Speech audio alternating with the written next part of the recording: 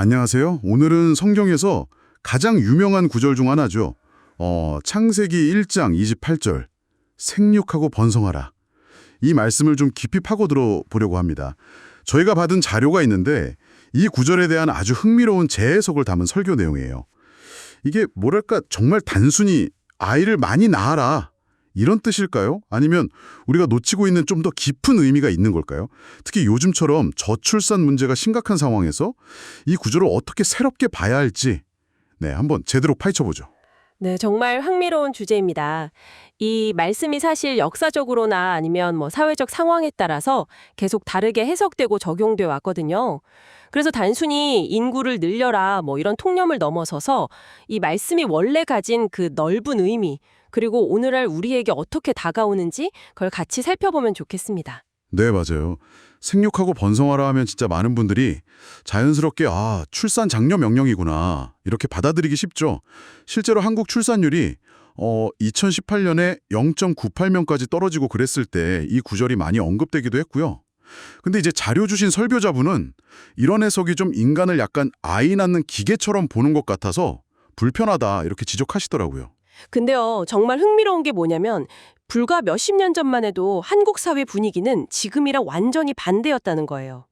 1960년대에는 오히려 정부가 나서서 적게나 잘 키우자 이런 구호 아래에서 산하 제한 정책을 아주 강력하게 폈었죠. 심지어 35세까지 아이 셋만 낳자는 3-3-35 운동 이런 것도 있었고 무료로 정관 수술까지 막 장려했으니까요. 또 90년대만 해도 둘도 많다, 하나만 낳아 잘 기르자 이런 표어도 있었고요. 와, 정말요? 세상에 완전 다른 시대였네요.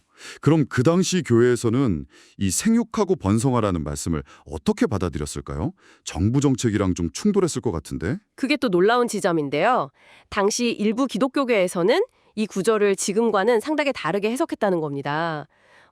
자료를 보면 1961년에 오천 선교사라는 분은 이게 단순히 숫자를 늘리는 게 아니라 질적인 번성을 의미한다고 주장을 하셨고요.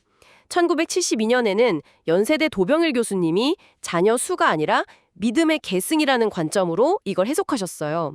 그리고 더 나아가서 1971년에는 한국기독교교회협의회 KCC죠. 거기서 신문에 가족 계획은 하나님의 뜻에 어긋나지 않는다. 이런 취지의 글을 발표하기도 했습니다. 가족 계획이 하나님의 뜻에 어긋나지 않는다. 네. 그러니까 이게 시대적인 필요나 상황에 따라서 성경 해석이 얼마나 좀 유연하게 이루어져 왔는지 보여주는 거죠. 그렇군요. 와, 상황에 따라 해석이 이렇게 달라질 수 있다는 게 참 인상 깊네요. 근데 또 다른 측면에서 보면 한국은 저출산인데 전 세계적으로는 인구가 엄청나게 늘고 있잖아요. 자료에도 나오지만 지난 20년 만에 세계 인구가 60억에서 82억으로 늘었다고 하고요. 이집트 같은 경우는 출산율 3.5명, 아프리카 국가들은 평균 4.31명. 이렇게 인구 과잉이 문제인 곳도 많고요. 이걸 보면 생육하고 번성하라는 말씀이 문자 그대로 너무 잘 지켜지고 있는 건가? 이런 생각도 들어요. 바로 그 지점입니다. 그래서 이 말씀이 처음 선포됐던 그 본래의 역사적 배경을 이해하는 게 정말 중요해요. 창세기라 기록될 당시가 그 이스라엘 민족이 나라 잃고 바벨론의 포로로 끌려갔던 아주 절망적인 시기였거든요. 모든 걸 잃고 심지어 신의 존재까지 의심하던 그런 상황에서 천지를 창조하신 하나님의 그 절대적인 능력, 그리고 우리를 향한 약속은 변함없다. 이걸 다시 확인시켜주는 메시지가 필요했던 거죠. 바벨론 포로기라는 그 절망적인 상황에서 주신 말씀이었다.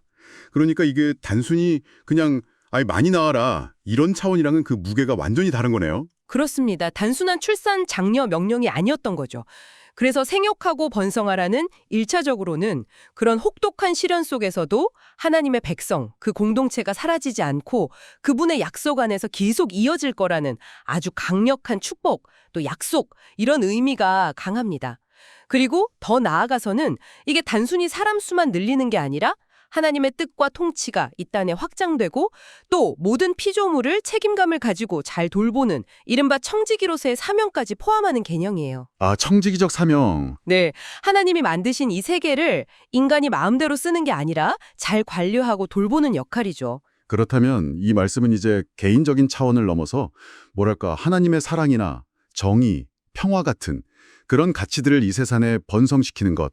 예를 들면 건강한 신앙 공동체를 세우고 다음 세대에 믿음을 물려주는 것, 이런 훨씬 넓은 의미로도 볼 수 있겠군요. 그냥 마구잡이로 개발하고 착취하는 게 아니라 이 창조 세계의 질서를 다시 회복하고 모든 생명을 존중하면서 돌보는 책임. 바로 그 청직의 역할을 다하는 것. 그것까지도 진정한 번성에 포함된다고 봐야겠죠. 아, 그렇군요.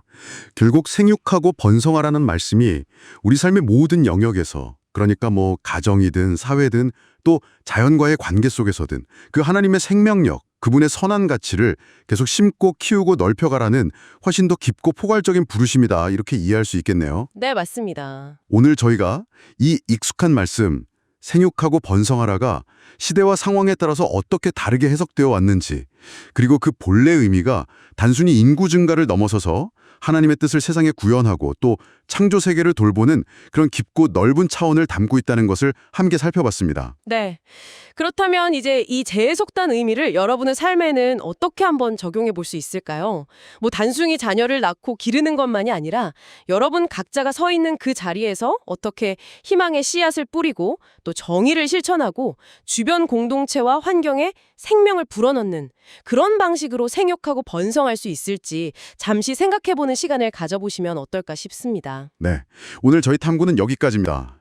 다음에도 흥미로운 지식의 조각들을 모아서 여러분을 찾아뵙겠습니다.